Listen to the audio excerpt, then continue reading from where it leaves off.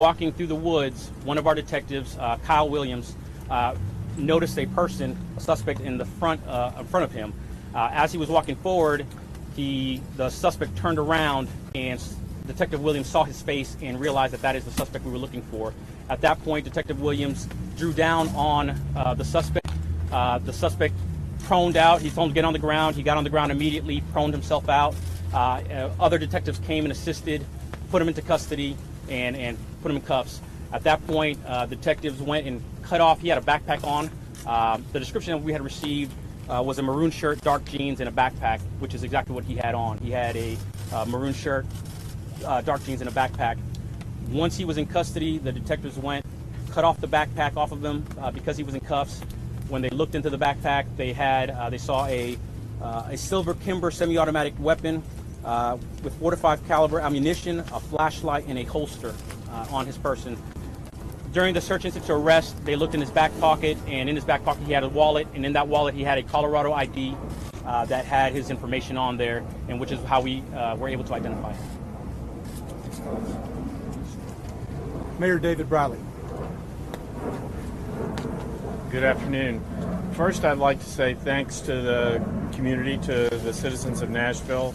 A tip from the community is what led to the arrest today, and their being vigilant was really an important part of what happened today. I'd like to thank the Metropolitan Police Department and Chief Anderson for all their work over the last 36 hours. They've been relentless in searching for the shooter, and the conditions have been quite bad for the last 36 hours, so it was tough work, and I want to thank them personally on behalf of all of the citizens of Nashville for everything that they did. Yesterday was a horrible day for the city of Nashville. It brought home a real tragedy to this community. Today is a day where we can start to move on as a community, I hope, but I hope everybody will share a commitment that I have to help the families who lost their loved ones and who are still suffering in the hospital right now. We're going to have to gather around them and help lift them up over the coming weeks. Obviously, a tragedy, put an end to part of it today, and we need to move on as a community and do what we can to curb this violence in the future. Chief Steve Anderson. Certainly this apprehension was the result of teamwork throughout the Metropolitan Nashville Police Department. Almost all of our components were involved. The SWAT team, K9 flight, on and on. We had the majority of our detectives out here in undercover cars. And certainly it's a teamwork effort in terms of our support from our federal and state partners. Department of Homeland Safety and Homeland Security had a team of state troopers out here. The FBI had an enormous amount of resources.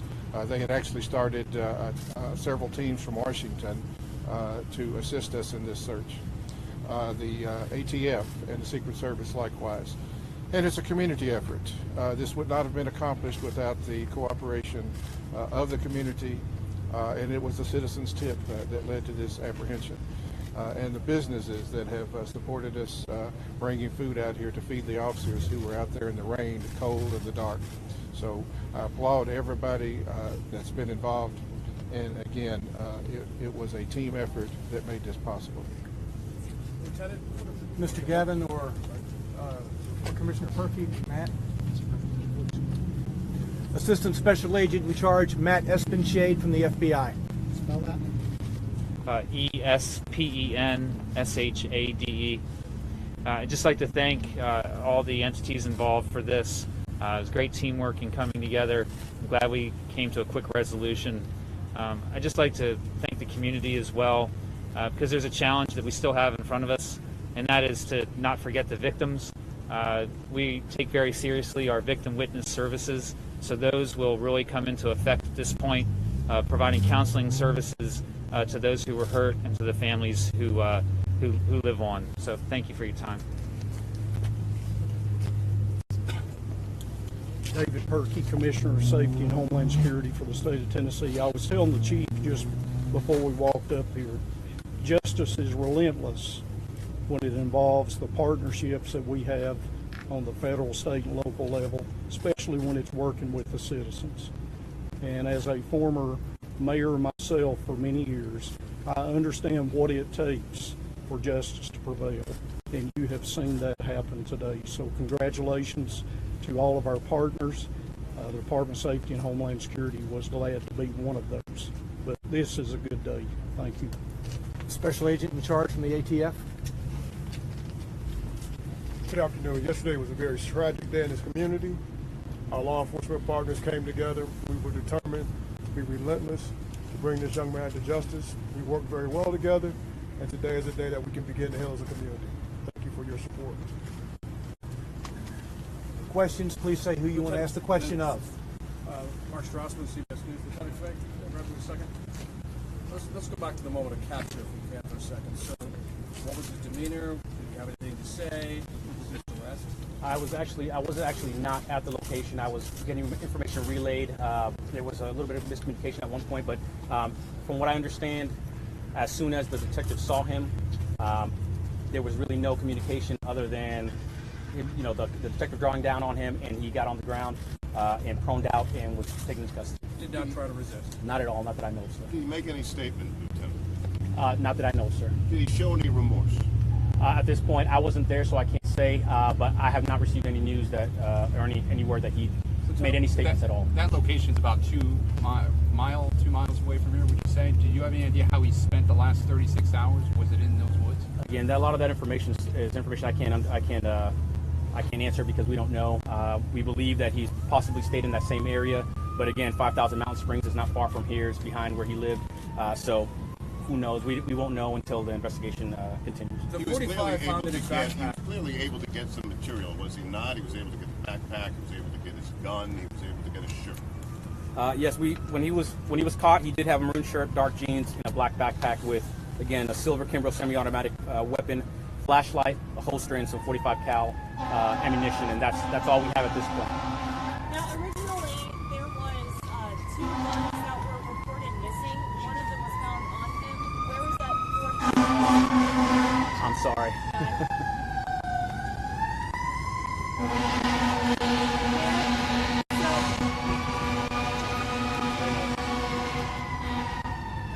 So, originally, there were 2 guns that were reported missing yesterday. One of the guns you have found on him. Where was that 4th gun located? I have no idea where that 4th gun is located. I know that the silver Kimbrough, which was missing, was on his person. Any other weapons, I'm not the person who would have that information. The 45 that was found in his backpack, loaded? Yes, sir. So, a reminder of the continuing threat that he posed. Yes, sir. How much time passed from the call that came out from the community member at the construction site to when he was actually I would say as soon as the dispatcher, I wasn't sure if it was Megan Barr, Christy Simmons, contacted me directly by phone. We got the information, and then our detectives were actually assisting on another location that they were searching. We pulled them just due to the fact that this location was behind Cane Ridge Elementary School. We wanted to make sure that it was a priority. We pulled some of those detectives. 3 of our sergeants and all of our units went to that location, and at that point, I would say probably about 10 minutes tops between the time that we received it and the time that the guys were dispatched out there. Ariel Richard from ABC. Can you speak to the FBI? Go ahead.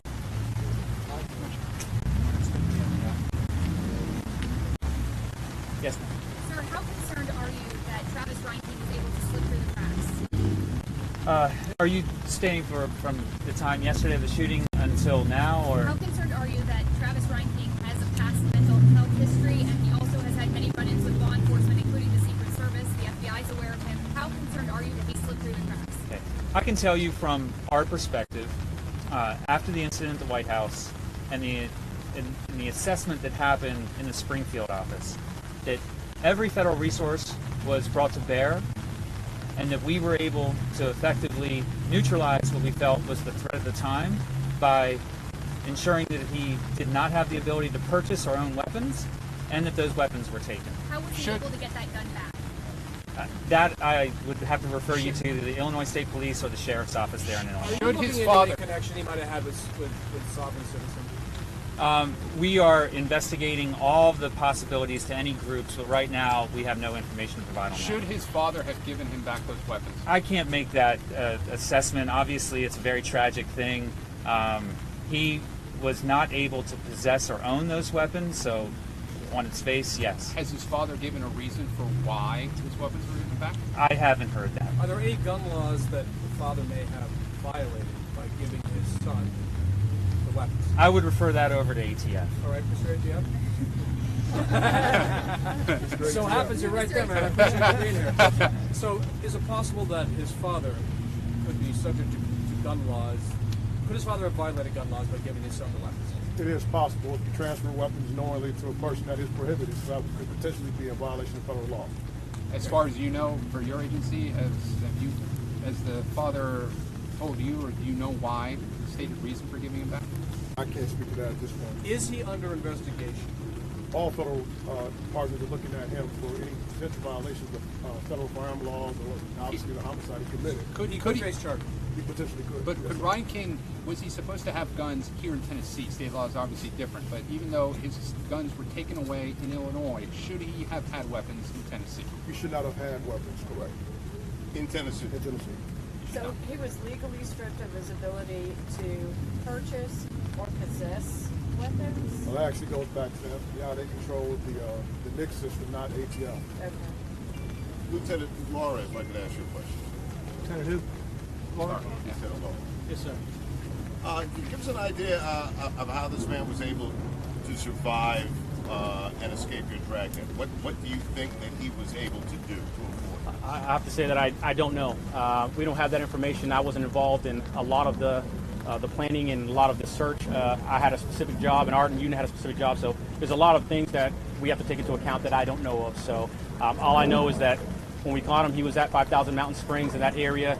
There's a good chance he'd been there for since this occurred, but that's information I just can't give you. Did you get a chance to look at him? What did he look like? What was his physical condition, sir? I was not able to be over there, but he looked like, again, he looked like he was tired from what I was told. What did he give up? Have you all searched that area before? Have you all searched that area before? That specific area in those woods, I don't believe, at least during the time that I was working and our guys were there, we didn't check that area that I know of. I know that today was the first time we actually had that call to that wooded area behind that construction site behind 5,000 Mountain Springs. That's where he lives, right? Is there anything else that you're looking for? Any, like for that fourth phantom gun or anything else that you guys are looking for? You'd probably want to refer to the other investigators involved. That's something that I wasn't involved in, so. He says that you didn't necessarily canvass the area where he was apprehended, but that is the area right behind his apartment complex. That gives some concern to the residents there. I did not personally. I know that there was several other units that were involved. I was not personally, and none of my unit was involved in that canvassing that I know of. I know that there was several units and agencies that were involved assisting. Absolutely. I know that at one point we were hearing that just about every apartment complex out here was doors being knocked on and areas were being searched. But I know that, again, that area, when this tip came in, as soon as it came in, we responded to make sure that we were able to verify if the tip was accurate or not. Are you confident that he was acting alone?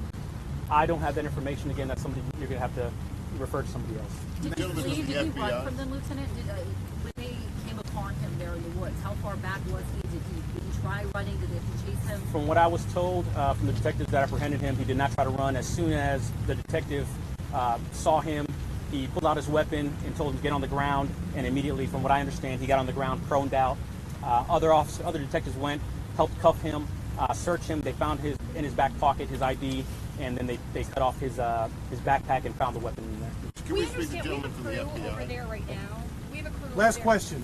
We have a crew over where he was captured right at this moment, and it appears that law enforcement is pulling out bags of evidence. Can you talk about it all? What they have gathered so far? I personally don't know. That may be something you want to refer to Mr. Aaron. Yeah, we'll talk about that when the article searches are done in the woods. Let me say that this area, as you all know, was the subject of extensive searching yesterday. That's where the last sighting was, around 8:30 Sunday morning. There were police dogs, there were officers. That area was widely searched on yesterday. How long he'd been there, where, the report from the citizen initially yesterday was he was shirtless. Today he's wearing a red shirt. So we have a myriad of questions for him, but as I said at the beginning, he, when he arrived at the South Precinct, asked for a lawyer and refused to answer any questions. Sir, Thank you all.